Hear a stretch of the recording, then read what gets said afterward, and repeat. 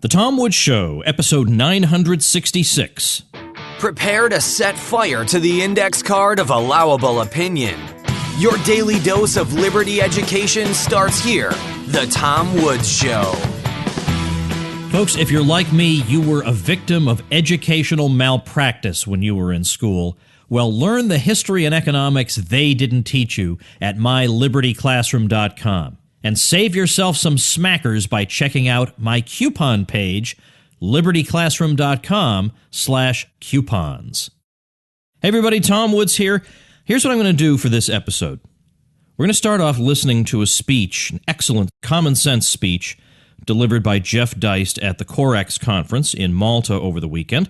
We had one of the organizers of that event on the show a number of episodes ago, Martin Erickson. We had a very good conversation with him about libertarianism in Europe. So we're going to play Jeff's speech. I'm not going to give any commentary right now. I just want you to listen to the speech. I want to hear what's a normal person's reaction to the speech, not an emotional hypochondriac. What's a normal person's reaction to the speech? Because my audience is full of normal people. A whole bunch of them.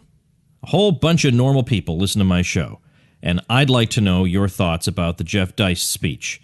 So here we go, and then when it's over, I'm going to add some commentary about how crazed hysterics responded to this speech. And by the way, when I listened to it at the time, and I was talking to people who were in Malta when it was delivered, he delivered it via Skype because he was in Auburn for the Mises University, where they teach Austrian economics, and he delivered it to the audience at the Mises Institute while also broadcasting it to Malta. So that's what's going on here. I'm not going to include the Q&A session just because I want to just stick to the speech, but if you'd like to hear the Q&A session, I'll link to the whole thing at tomwoods.com/966. So here we go. As the title of my talk suggests, what I'd like to talk about this afternoon for us, this evening for you, is not libertarianism per se or so much, but libertarians themselves. And I'd like to ask you all to consider whether libertarians perhaps have lost their way.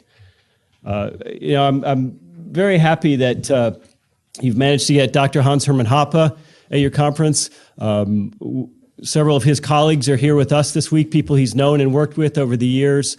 People like Lou Rockwell and Dr. Joe Salerno and Tom DiLorenzo and Tom Woods and Mark Thornton and lots of other people. So it's great that we're able to sort of cross-pollinate and give a big round of applause and a hello to Dr. Hoppe to begin.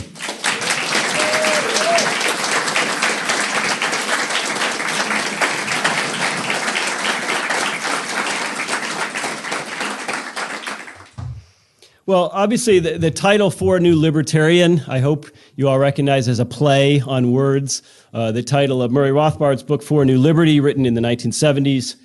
The Libertarian Manifesto. In some ways, I think it's actually less well-known or less talked about than the Ethics of Liberty, even though it preceded it by about 8 or 10 years.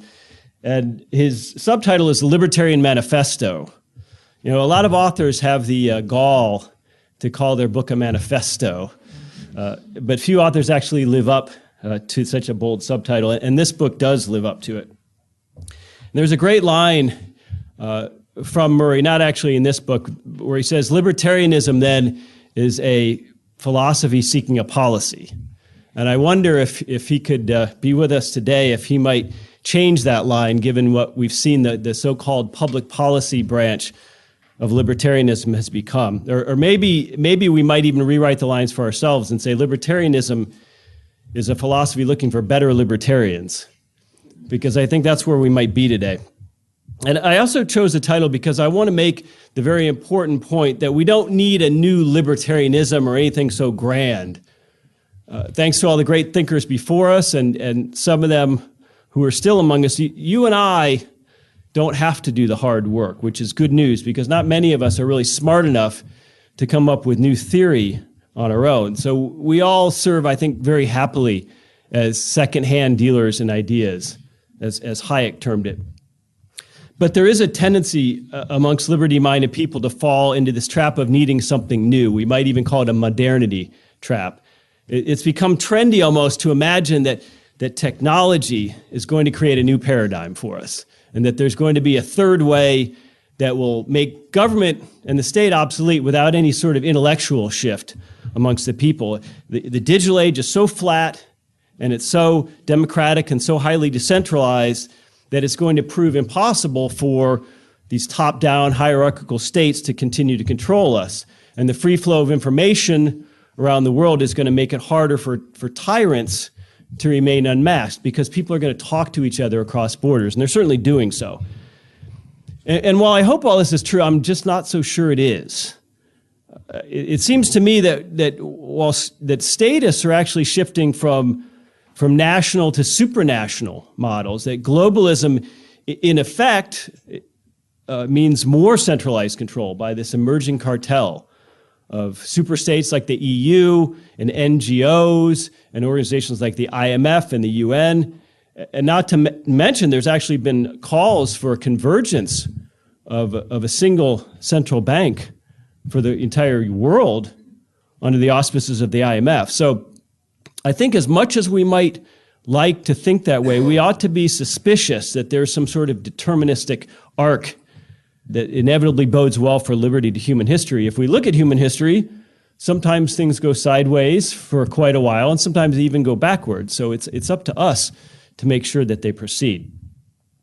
And while we all benefit from and marvel at the technologies that are available to us, and we especially welcome technologies that make it harder for the state to govern us, like Bitcoin or Uber or encryption and these sorts of things, we also have to remember that advances in technology make it easier for government to spy on us, to control us, to imprison us, to tax us, to regulate us, in some instances even to kill us. So technology is always a double-edged sword from a libertarian perspective of our relationship with the state.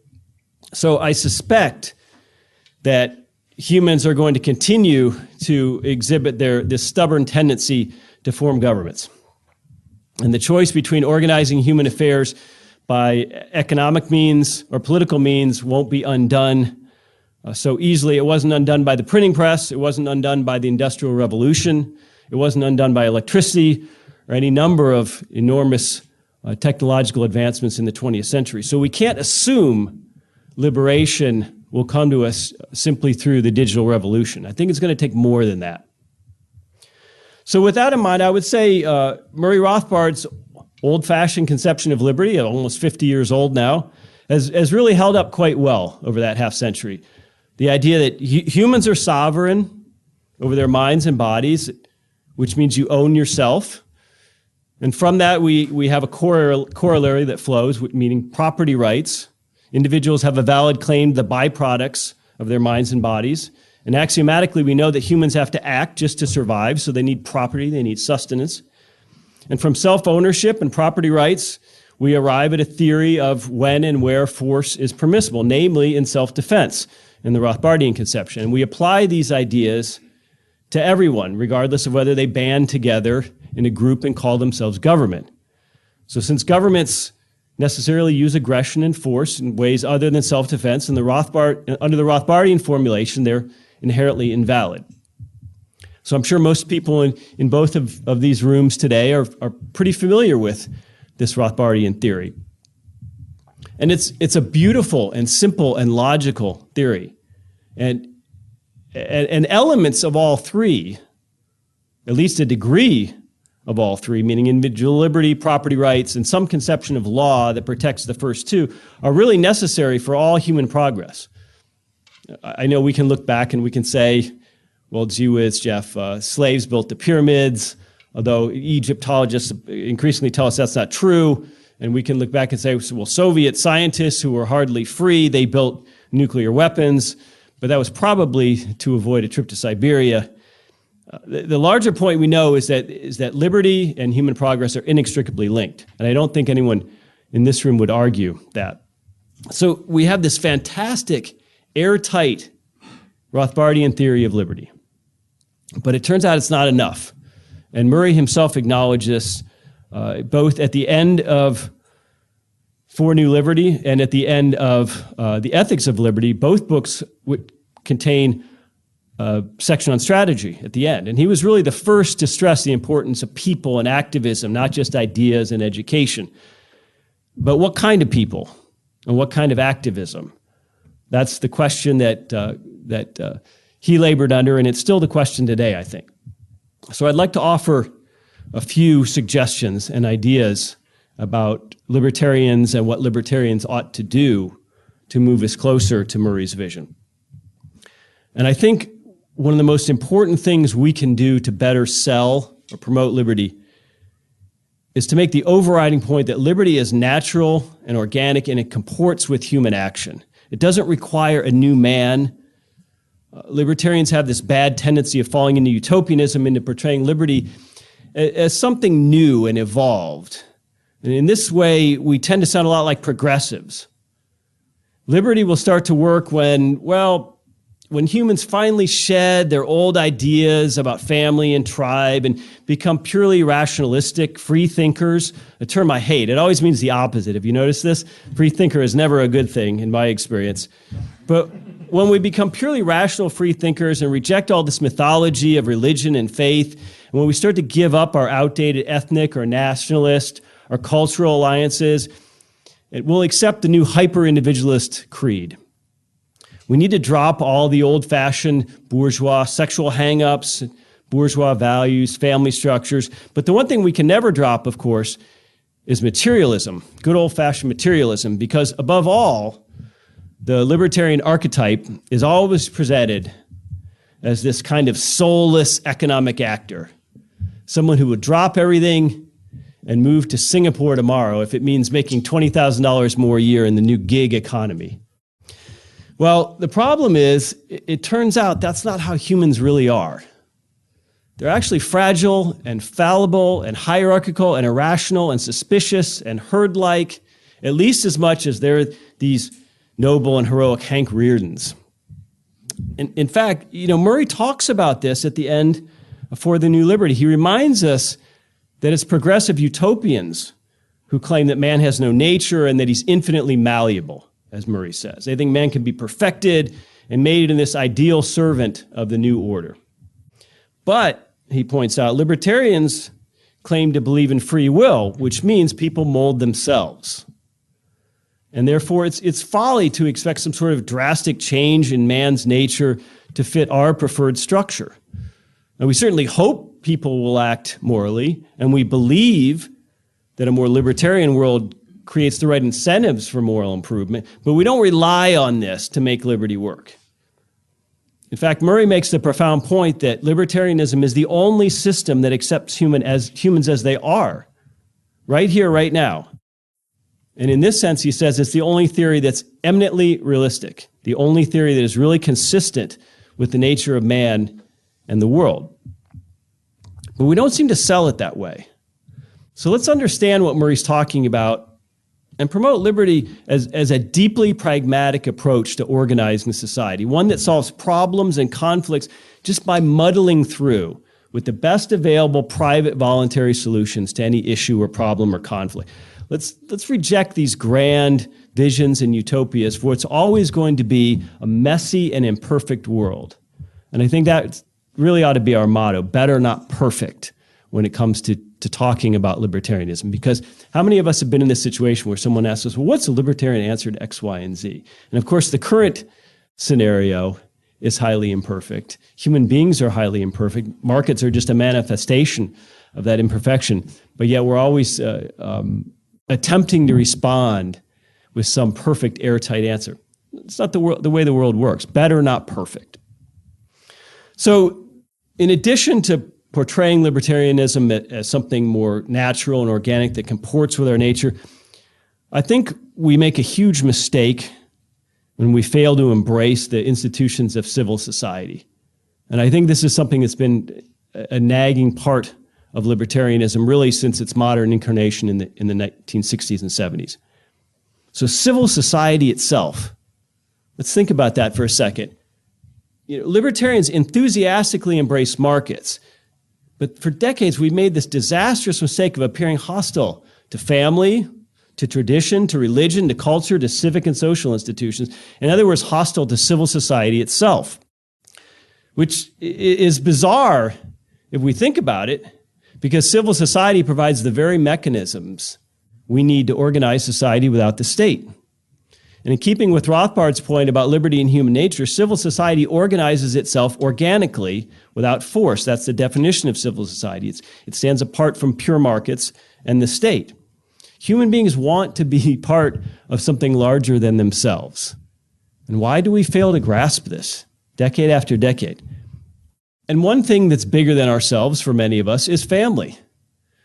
Some of you in Malta may not be familiar. I bet a lot of people in this room are. There was a famous Republican politician named Haley Barbour. And he was for a long time governor of the state of Mississippi. He was also the longtime chairman of the Republican National Committee. I saw him on C-SPAN one time. And he said something profound, although he didn't know it was profound. This guy, for those of you in Malta, this guy's the archetype of a Southern Republican, big, beefy, red guy.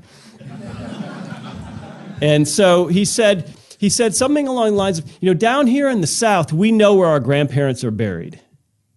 And what he meant was people in the South have a greater connection to their family and to their tradition and to the land and to their own histories. A history, I might add, which is apart from the state. When was the last time you ever heard a libertarian say anything quite like that? It scarcely needs to be said that family has always been the first line of defense and the most important source of primary loyalty, or divided loyalty from the perspective of politicians who don't much like family structures. Our connection with our ancestors and our concern for our progeny form a story. These two things form a story in which the state is not the main character. The state's not even in the story. So family also forms our earliest and hence our most formative environment. And at least as an ideal, we all hope for this, family provides both material and emotional support. So happy families actually exist. It's not a myth. But government wants us atomized, lonely, broke, vulnerable, dependent, despondent, and especially disconnected. So of course it attempts to break up families by taking kids away from them as early as possible, indoctrinating them in state schools, using welfare as a wedge, using the tax code as a wedge, discouraging marriage and large families.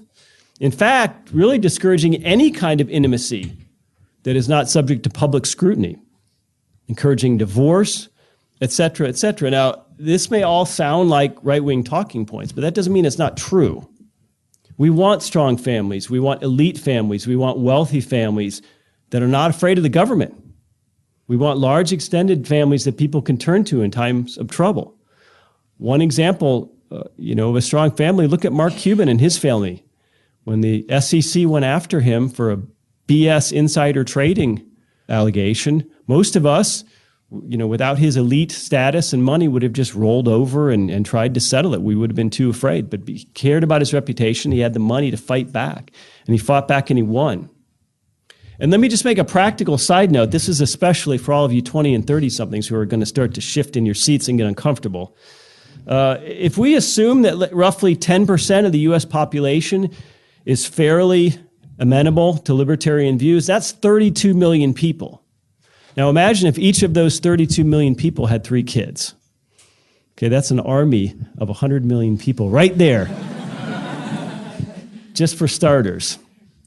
And I'm told that Malta has a few Catholics as well, so maybe they can help with this. And on the subject of Catholics, I'd like to continue from the family. Look, religion forms another important line of defense against the state.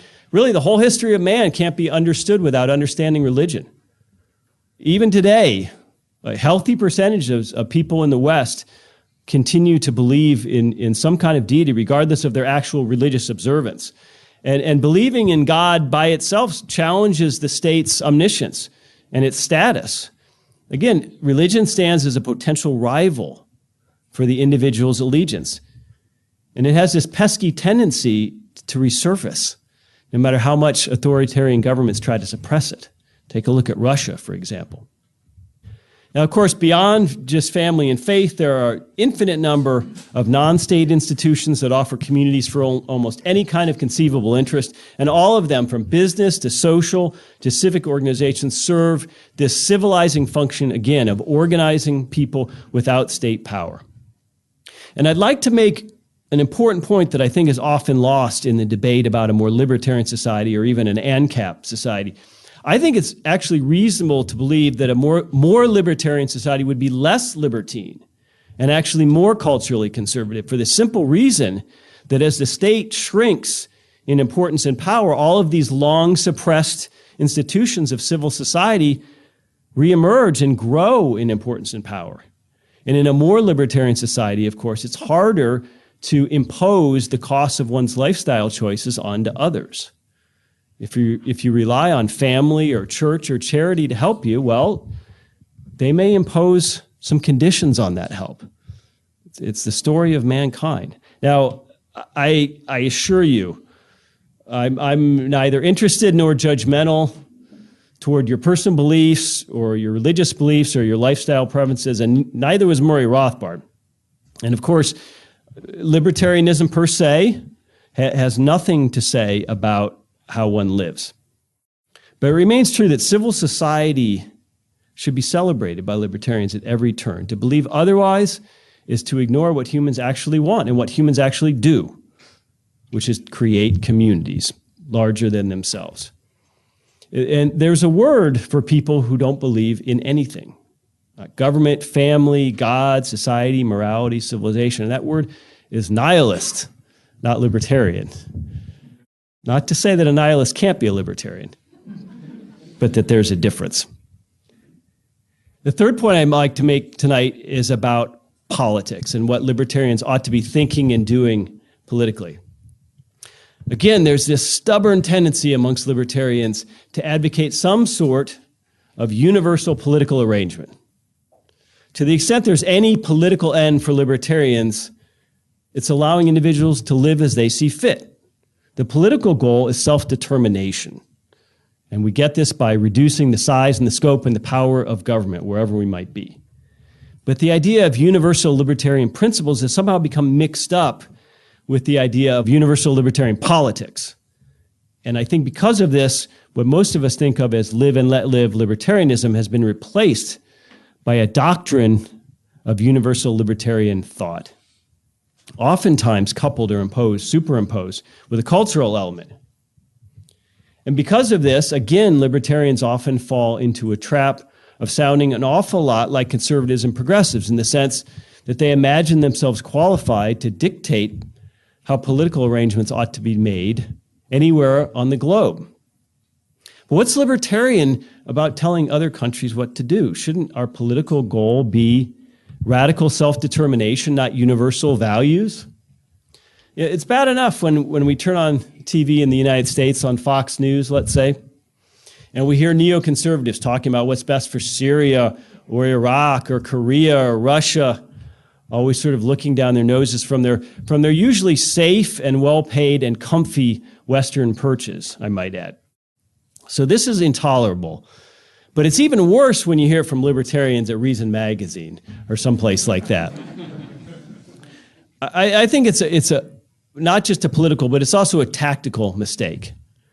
Now, when we talk about the Universalist Doctrine, it goes hand in hand with globalism, very hard to decouple. And it goes something like this. It says, well, democratic voting is the sacred political right today in the post-monarchical world.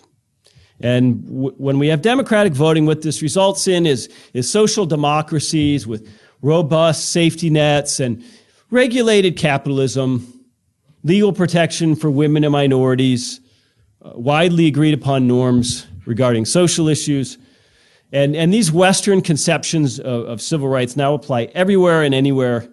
And with technology, as I mentioned earlier, we're going to bridge the divide and these old boundaries of nation states. There's slightly different flavors of universalist thought. The left liberals tend to emphasize sort of a supranational government, this administrative state. We might call it one world government, for lack of a better term. NGOs are part of this matrix. And conservatives tend to focus more on globally managed trade schemes and militarism, exporting democracy.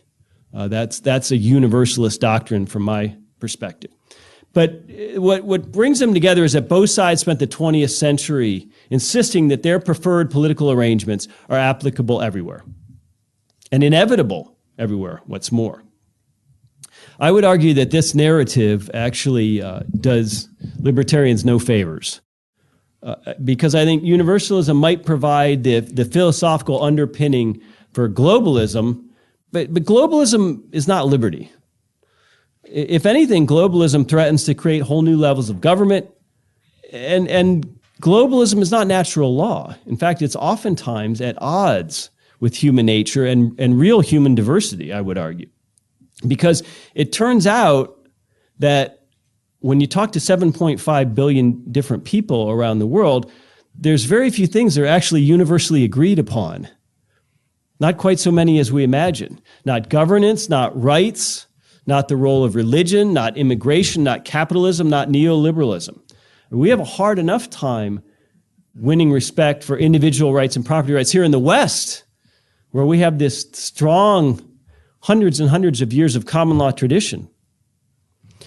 So libertarians, for some inexorable reason, are busy promoting universalism even as the world wants to move in the other direction.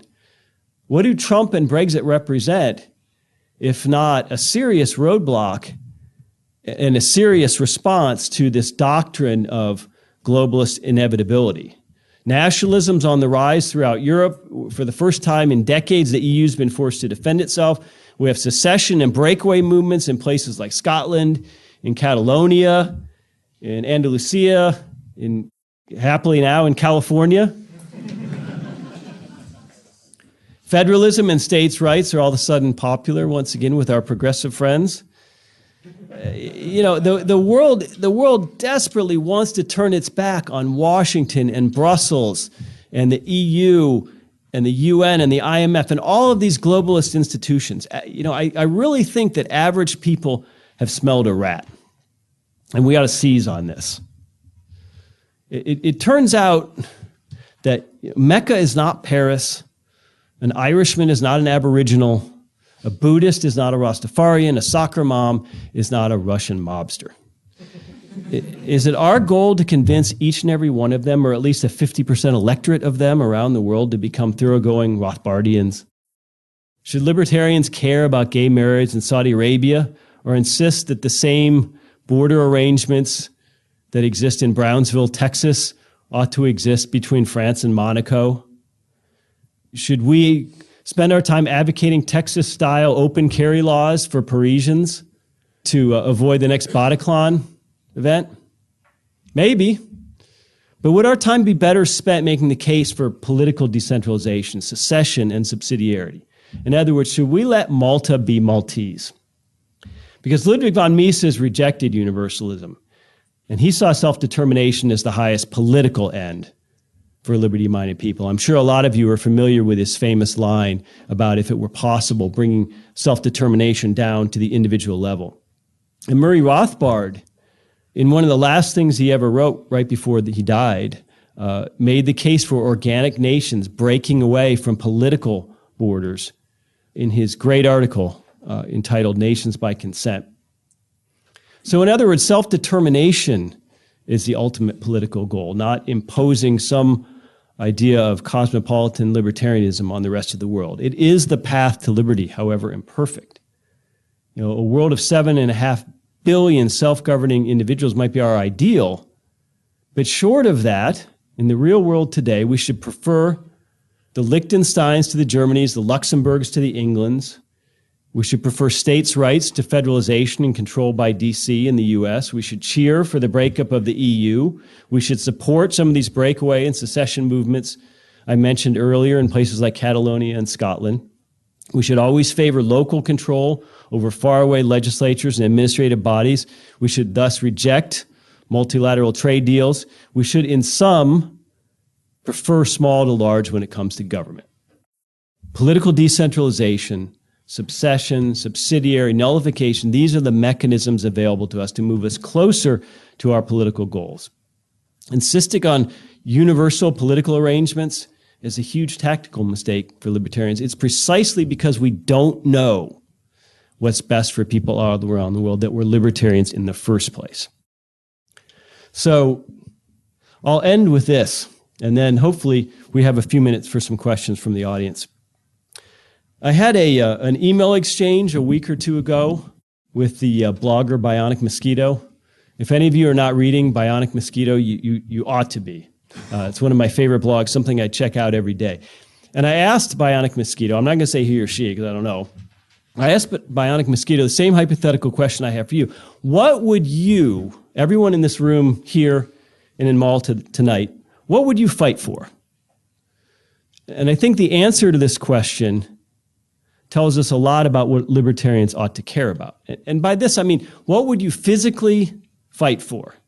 Where doing so could mean serious injury or death, getting killed, or arrest and imprisonment, and the loss of your home, your money, your possessions? That's a good question. I'm sure all of us would fight for our physical persons if we were attacked on the street. We'd fight for our family's physical persons if they were attacked. We'd probably fight for our close friends and extended family too. And we might even fight for our neighbors if they were physically attacked. In fact, we'd probably like to think, most of us, that we would defend a total stranger physically in some instances if you saw an older person being robbed or beaten up. We'd like to think that we'd intervene physically and risk harm. And if we expand this out a little bit, you might fight for your town or your community if it was physically attacked or invaded by some kind of outside force. Even if you didn't personally know all the people in your town and community, you might band together for that. And to an extent, we might fight for our property too, not just our bodies, maybe not as fiercely.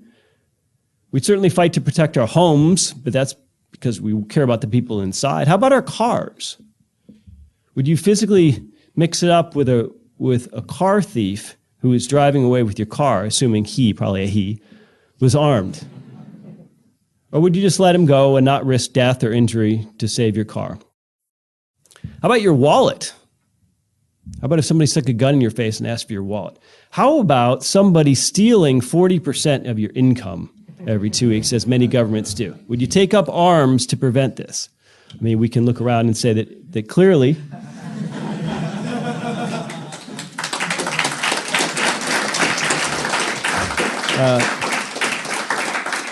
we would look around and say, clearly everyone in Malta is a courageous badass based on that.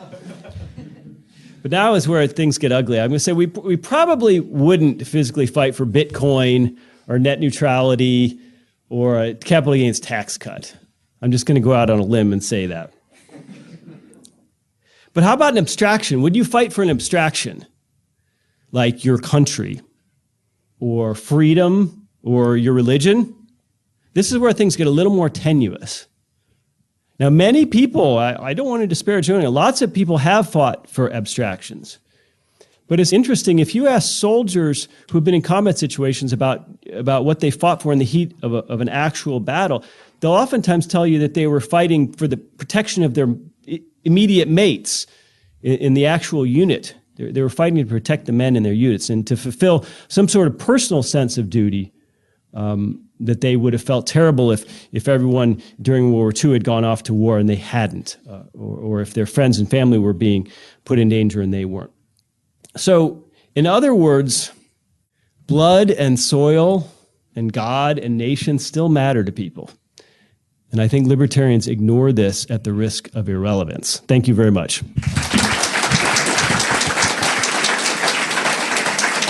All right, so there's Jeff Deist's speech. Obviously, common sense. What does he do in the speech? He reaffirms libertarian principles by summarizing Rothbard's views. He says these are universal values and rights that we believe in.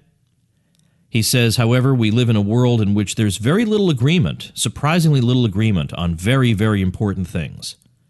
So, whatever our long-term ideological goals may be, our short-term political goals are simply going to have to be more modest than our long-term ideological goals, right? I mean, so in other words, transgender rights in Saudi Arabia is probably not your first thing you're going to go for in this world. Or, handing out, here's something one of his critics does, by the way, handing out U.S. constitutions in Iraq. Talk about dumb. I mean, really. I mean, first of all, you got a totally artificial country. You have different groups that are simply going to use their electoral strength to oppress other groups. And then you hand them a document that has accomplished precisely that in this country. Anyway, so he gives this overview. He says, in the short run, maybe decentralization is an easier sell. And decentralization is moving in the direction we want to go, because ultimately we would decentralize down to the last individual. And so let's do that. Let's say, obviously, we prefer individual countries to the EU. And obviously, we prefer small countries to large countries. And we prefer small units within the large countries to the large countries, and small units within the small countries to the small countries, and on and on and on. Okay, again, fairly uncontroversial, I think. Decentralism.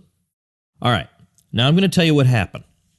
There are people in the libertarian movement with left-wing sympathies who are calling this, I am not kidding you. You heard this speech for yourself. They're calling this a Nazi speech.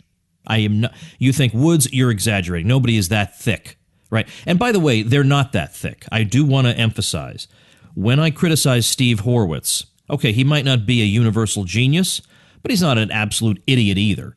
So he doesn't actually think this is a Nazi speech. That is impossible. I consider that an impossibility because you and I just listened to that speech. So we know that's impossible that he could think that.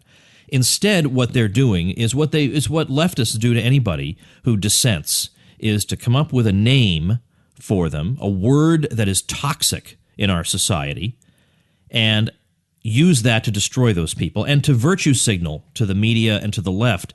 Look, I'm a good guy. I'm not like those terrible extremists over there. Now, by the way, that's not going to save you, because as soon as you turn around and say you're against Obamacare, they think you're a baby murderer. So, I mean, what they think they're going to get out of this, I don't know. It certainly has never gotten any interest from the mainstream media in them. And the left, where are the major left-wing organizations that have in any way even acknowledged the existence of these people? So their strategy, as usual, gets them nowhere. Anyway, this is very much in line with a book that came out some years ago. You can find it on Amazon, called Ron Paul, America's Most Dangerous Nazi. Now, the word Nazi, of course, is being thrown around constantly these days by people on the left, right? We all are familiar with this. The Nazi's the new thing. So racist isn't nearly toxic enough anymore because the word racism has been applied to basically everybody. If you're against Obamacare, you're racist. So, Steve Horwitz could... By the way, Steve Horwitz is a professor at Ball State University. So I'm just going to name him. Why not, right? No point in dancing around this. I have a chapter in my book, Real Dissent, about some PC hectoring he did to Julie Borowski. I didn't mention his name. I just couldn't be bothered. Who wants to get into a fight with this guy? Anyway, America's Most Dangerous Nazi, Ron Paul.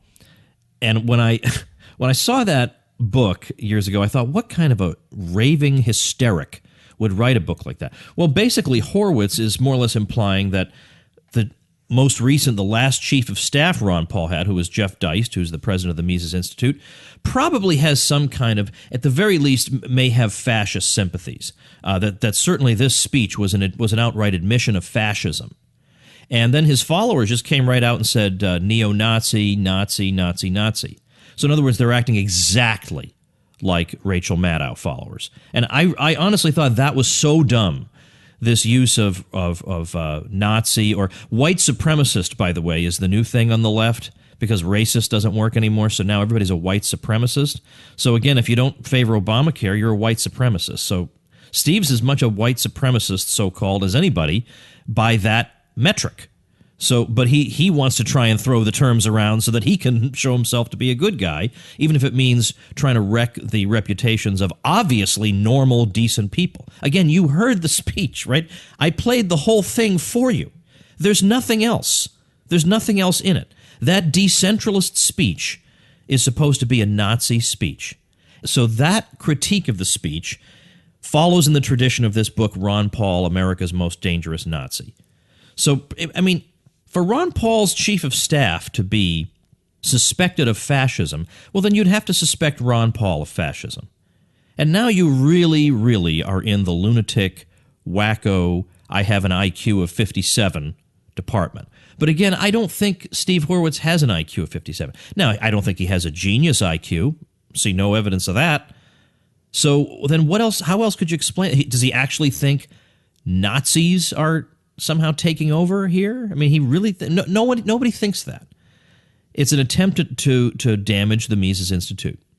So as any non-hysteric can see, Jeff is about the farthest possible thing from a Nazi that it is conceivable to be.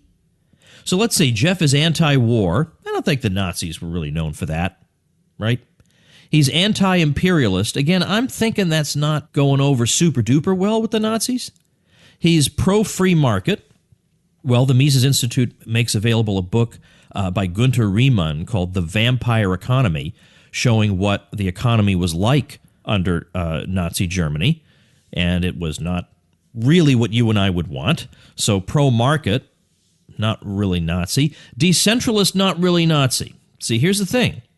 The Nazis were for centralization, and Jeff's speech is calling for decentralization. So it's kind of like the opposite sort of thing.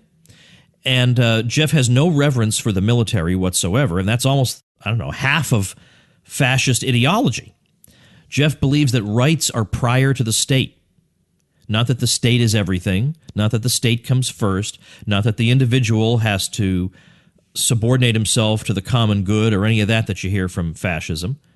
So that's about the farthest possible thing from a Nazi it is conceivable that someone could be. So a normal person does not go around screaming Nazi in this situation. That is not how a normal person behaves. Now, about Steve, just so you know where he's coming from, this in itself is not meant to disparage him. It's just to be informative. Horowitz has always been one of these anti-Ron Paul libertarians, so it's a shame we don't have phone booths anymore, or Steve and his fellow I don't like Ron Paul libertarians could hold their convention inside one. It's the whole, Ron Paul is not as cosmopolitan as I am, and he's not as cool as Mises. And by the way, let me just say something about that. The accusation here is that Jeff is a backward reactionary, and if only he could take direction from the cosmopolitan Mises. Well, look, if you read Mises' views on pretty much anything, they sound like the views of a gentleman of old Vienna. So if you listen to his views on homosexuality or abortion or feminism, they don't sound like Hillary Clinton. And in fact, Mises was on the editorial advisory board of the magazine of the John Birch Society. Now, could you imagine if there were somebody at the Mises Institute who matched that description? We would never hear the end of it. Never. Anything else the person had done in his life would be absolutely forgotten, and we would focus entirely on this. And yet not a word. I wouldn't surprise me if Horowitz didn't even know this about Mises.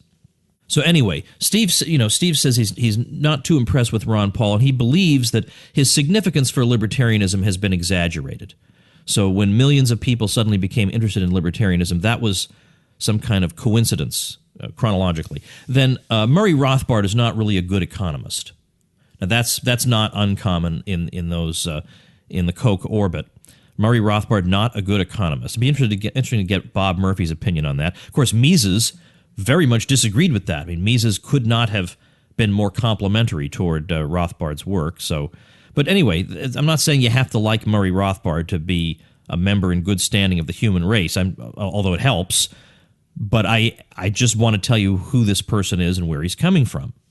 Now, supposedly, one of the key indicators that this was a Nazi speech involves the use of the words blood and soil, because this is said to be a Nazi slogan. In fact, I was in a fruitless Facebook argument with insane lunatics over this, and one person said, well, look, Woods, if you heard somebody on the left using the expression, if you want to make an omelet, you got to break some eggs, you'd be all over the person. And I thought, what are you talking about? Everybody uses that expression. What are you talking? It must be fun to be around you all the time, walking on eggshells, tiptoeing around, making sure I don't say the wrong thing.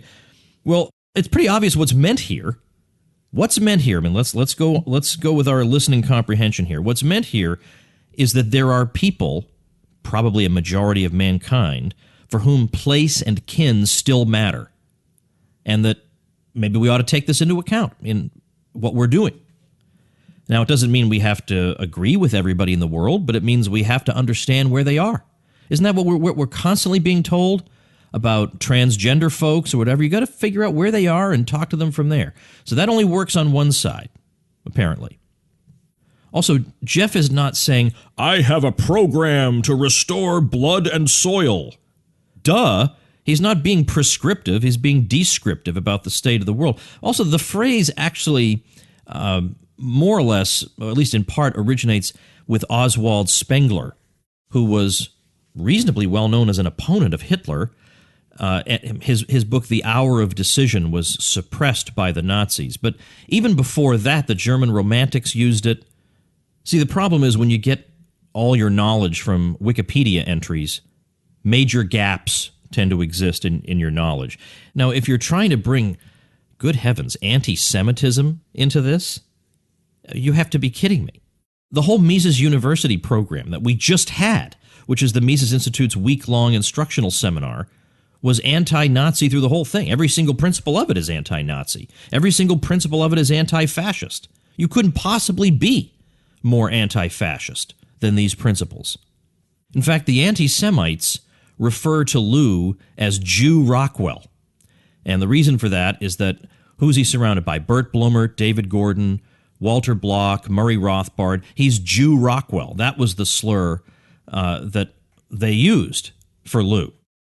And David Gordon, who is every bit as Jewish as Steve Horwitz is, was telling me the other day about, of course, the crazy, emotional hypochondria of the whole thing. And he said, what would it even mean to say this was meant to be a so-called dog whistle to Nazis? First of all, it's not a very good fundraising appeal. I highly doubt that Nazis, wherever they are doing super well economically. It's not a very good fundraising mechanism, even if you wanted to do that, even if there weren't any moral problem with doing it.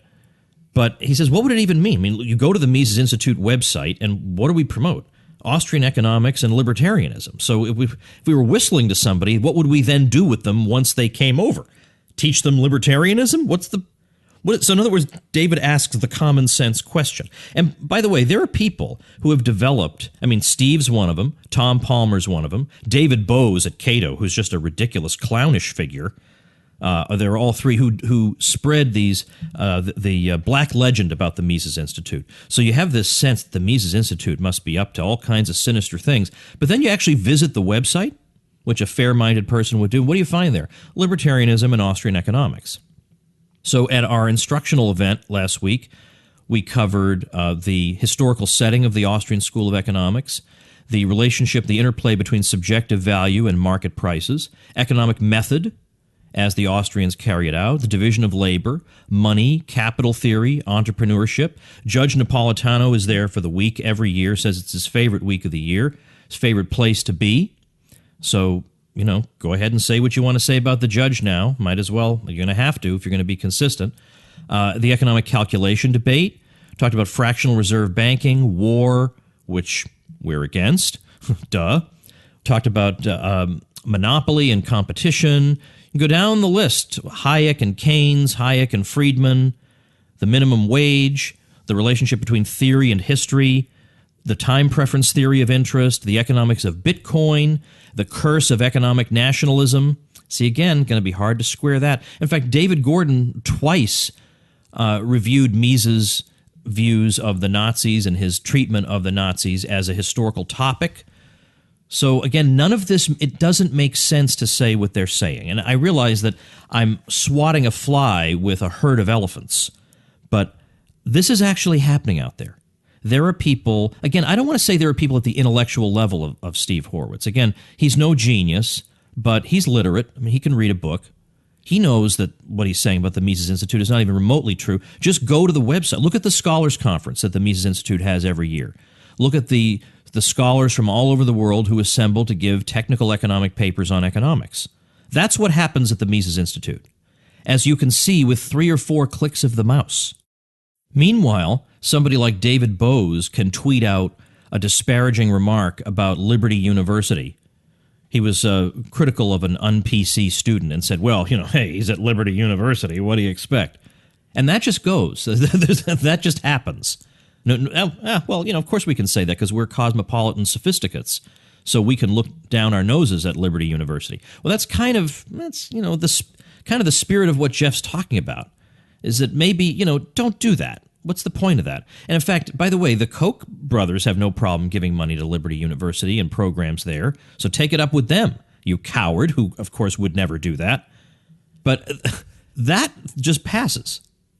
This is the same David Bose who, when Bill Weld was named to be the VP candidate for the LP, was so excited because like 20 years earlier, Bill Weld had written a blurb for the back cover of his book. I mean, that's the level of pathetic we're talking about. He tweeted that out. Look at this. The LP VP wrote a blurb for my book. Now, the rest of us are horrified that Bill Weld is being chosen, and we're horrified by his foreign policy views and a whole bunch of other things, which just don't seem to interest these folks at all, right? What's his view on gay marriage? And that is all we need to know. So the hilarious thing about this to me is that on the one hand, we have these lefty folks who want to virtue signal to the media and make clear that everybody understands that they're completely harmless. They're not really going to question much of anything, except, economic policy probably ought to be a little different from how it is now. But they're going to make clear that anybody with dissenting opinions, they'll help police it. They'll help the New York Times police that. And I can give you many examples of that. But anyway, they're going to do that. And yet, on the other hand, you have me. I'm supposed to be this stodgy old right-wing libertarian. And yet when push comes to shove, and it's time for them to endorse political candidates, they endorse stuffed shirts like Gary Johnson, and I endorse radicals. I mean, it's always the case. I'm the one always endorsing the radical libertarian. Wherever a person is, I'm the one endorsing that person, and these so-called chic cosmopolitan people are the ones tut-tutting me about being respectable, and, we got to put a good face out there, so we have to be respectable. Unbelievable. Now, there are reasons for this. There are reasons for this hostility. I'm not going to dignify them by claiming that they're really up at night, that Steve Horwitz is really up at night worrying about the un-PC Mises Institute, which is basically just a pro-peace, pro-market, anti-state organization, that he's worried that somebody may utter an un-PC thought from time to time. I really don't think anybody, even an emotional hypochondriac, is really that worried about that. They have their reasons for being opposed to the Mises Institute, the same way the Koch brothers had their reasons for being opposed to Ron Paul. Ron Paul, by the way, enraged and annoyed them, because here he was, and we have this on good authority, as Tom DiLorenzo said in an earlier episode, that here they've been donating hundreds of millions, even billions of dollars, for all I know, to different think tanks, and they've basically gotten nowhere. Where's that gotten us? How are we a freer society because of that? It's gotten us nowhere. Meanwhile, Ron Paul just shows up, and millions of young people flock to him. So likewise, I think about some of the people who are critical here. I don't think anybody would walk across the street to see any of them. And I have a feeling it must irk them that people who are not as supposedly suave and debonair as they are somehow seem to, and with not 1/billionth the budget, nevertheless attract vastly disproportionate support. I mean, during the Ron Paul campaign, how many people came up to Ron Paul and said, I was really influenced by the Cato Institute? Basically nobody. Nobody. Now, I don't know if that annoys them or what it is. I've had a lot of success with no billionaire donor, and I just say what I want to say. And I've had basically all the prominent libertarians on my show, and it's been very friendly. I have a cruise. I have all these great things going on. I don't know. Maybe that irks them. I don't know. The bottom line is they listened to the speech I just played for you in its entirety. I played you the whole thing. I didn't secretly remove a sentence saying, oh, by the way, disregard everything I'm saying and everything I've ever said, because this is secretly a speech for... I mean, come on, right? Yeah, an anti-war, pro-market, decentralist believer in natural rights has some kind of kinship with the so-called far right or fascism. How could that be? That would be to deny every single one of those principles. And then you say, but Woods, aren't there people out there who are libertarians who indeed have sympathy for fascism? Well, if there are, then they have temporarily suspended their libertarianism. Because how can you, or they don't understand what fascism is. Because how could those principles possibly be compatible? Obviously, they're not. So what we've had here is a ridiculous, over-the-top virtue signaling. Oh, we are so much more pure than these folks at the Mises Institute. The Mises Institute is one of the great benefactors of all mankind, as you can see from the enormous collection of books they have in the libertarian tradition, of books they have in the Austrian School of Economics, going back to the very beginning, that you can read for free. And most of them, or at least a good bunch of them, are in audiobook format. That's also been made available to you for free. They release articles every day for free. They have entire print runs of academic journals available for free, entire courses for free. Robert Higgs has an excellent course on the growth of government, for example. Or Paul Cantor, who studied under Mises at his seminar, has an excellent course on literature and popular culture. You can find all these things there. Again, some of the top scholars in the world have come and spoken or delivered courses at the Mises Institute. You can discover this all for yourself at Mises.org, MISES.org. But I'm going to tell you what I personally am going to do right now. I'm about to go donate to the Mises Institute, and I'm going to ask you, I'm approaching 1,000 episodes of this show. I have a very big audience, and I'm extremely grateful for it. And I don't ask a whole lot. Yeah, if you want to support the show, that's great, and I appreciate that, but you don't have to. You don't have to. You can just keep listening. But I'm going to ask you as a favor to me, if you've gotten anything out of any of these episodes, and go to tomwoods.com/episodes, by the way, to look at the diversity of topics we've covered. It's really astonishing. If you've gotten anything out of these episodes, I am going to ask a favor of you, and that is I want you to make a donation to the Mises Institute right now. Even if it's just $5, I want you to go over to Mises.org/donate, because I'm about to donate $1,000, and if Steve Horwitz smears the Mises Institute again in this calendar year 2017, forward it to me. Send it to me at tom@tomwoods.com. I don't use that email address very much, so even if spammers do clog it, it doesn't really matter to me. So tom@tomwoods.com. I can't necessarily get back to you, but forward it to me there, and every time he does that, I'm going to do another fundraising appeal. I'm going to donate another $1,000, up to $10,000 in this calendar year. So every time he smears the Mises Institute, we're going to raise more money. So I need you to do this. The Mises Institute, without the Mises Institute, there wouldn't be a Tom Woods show. There wouldn't have been Meltdown, which was my New York Times bestseller about the financial crisis. I've done an awful lot. Whatever else you want to say about me, I haven't been a lazy bum. I've done an awful lot. I've made hundreds and hundreds of homeschool videos teaching young people about history, economics, and government. What have these people done? Have they done that? Have they done anything anywhere in the ballpark of that? They spend their time hectoring productive people like me, basically, instead of actually getting out there and doing something. And no, writing 3 books that cost $120 each does not count. I am urging you, in response to this outrageous, ridiculous PC attack. I mean, how do these people sound any different from Rachel Maddow supporters? You actually shout Nazi at ideas that are obviously the exact opposite of the Nazis. And by the way, this whole thing about, they're secretly trying to appeal to the alt-right.